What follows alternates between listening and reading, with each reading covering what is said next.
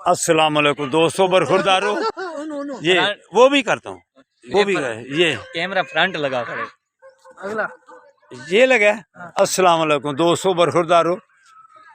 ये बच्चे क्रिकेट खेल रहे हैं, ये बखड़ के हैं तो फिट हैं, तो आप रोज़ा रख के सो गए हैं, तो ये बच्चे रोज़ा रख के खेलने आगे हुए हैं। ये बारी के इंतज़ार में है। ये देखें, ये देखें, ये देखें, ये देखें, ये बॉलिंग करा रहा है।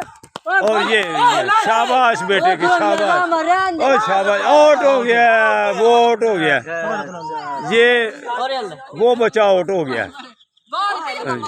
रन आउट हो गया, रन आउट हुआ है ना, रन आउट हुआ है।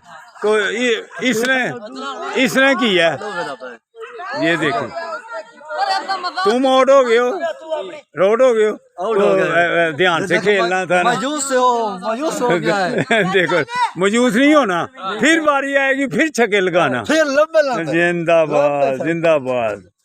ओ ये देखो, इस बेटे ने लगाया, फोर हो गया, फोर चौका लगाया बेटे, इसने फोर लगाया। जिंदाबाद।